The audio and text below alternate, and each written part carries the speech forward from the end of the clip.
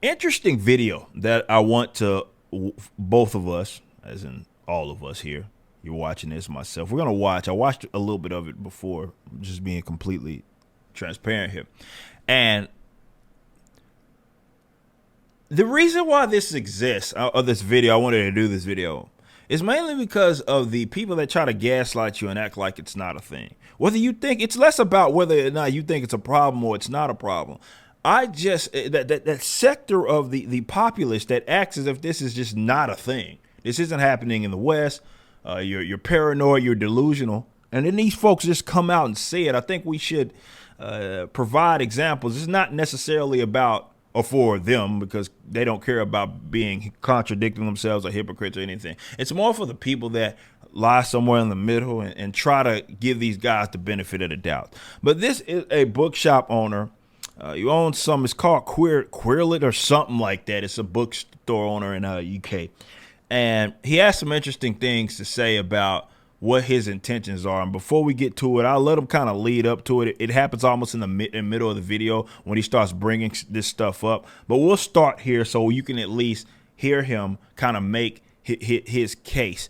This actually starts with him being aggravated at more of the bigger bookstores and bigger book chains not, I guess, doing enough for the LGBTQ whatever alphabet stuff, which is amazing because I feel like people have done everything they absolutely could, plus more to cater to this demographic. But hey, it's never enough. But let's listen to him.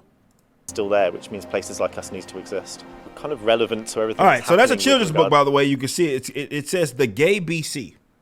Okay, so again, hey, we're not targeting children. We're not trying to do this stuff to your children or put this stuff in your children's minds. And then these are books that the Gay BC, Are You a Boy? Like these are books that are centered around the alphabet stuff that are targeting children, that are for children.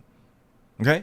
It's not my opinion. It's not some paranoid religious zealot. That's not what's happening. This is just what it is. They're showing you the pictures right here. And this is by SWNS, who's covering it and interviewing this man, by the way. It's to, disallowing and removing LGBT books from school. I'm a Section 28 baby.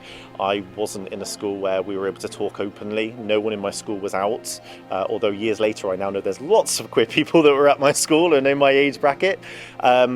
We started a Free Books for School campaign that to date, I think we've sent over 2,800 books to schools all over the UK.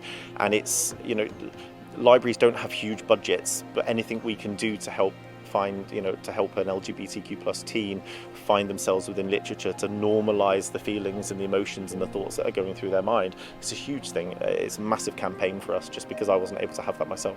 Okay, so how much more obvious can it get? That's the part that I wanted you to focus. Matter of fact, no, let's rewind just in case you thought I was tripping. So I'm going to rewind what he just said. Over 2,800 books to schools all over the UK, and it's, libraries don't have huge budgets. Listen to what he's about to say. Do to help to help an LGBTQ plus teen find themselves within literature, to normalise the feelings and the emotions and the thoughts that are going through their mind. It's a huge thing. It's a massive campaign for us just because I wasn't able to have that myself. All right, so massive campaign. He flat out admits we're talking about, minors, right?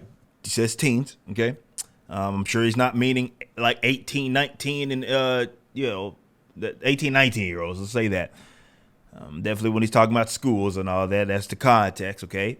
So he specifically used the term normalize. So he wants these books to exist, and he wants this behavior to be normalized, which, again, I don't know how much more obvious that it can get. Again, if you are a degenerate and you say that there's nothing wrong with that, that's a different argument, or we can have that argument. But that's not the main driving point that I want to make. I'm more so speaking to the gaslighters who insist that there isn't some sort of target demographic by way of folks like this guy here, specifically going from adult alphabet folk to children. Okay? Just admit it. You want to normalize it among them. You want them to find themselves and all that, teaching them this. You want to do that, but just say that. Okay? And then we can discuss whether or not it's immoral, what you're doing.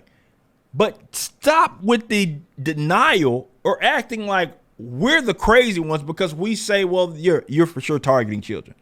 Okay? When you have folk just flat out admitting that that's exactly what they're doing. If you enjoyed this video and want to support other content, please become a member at ericdjuly.com.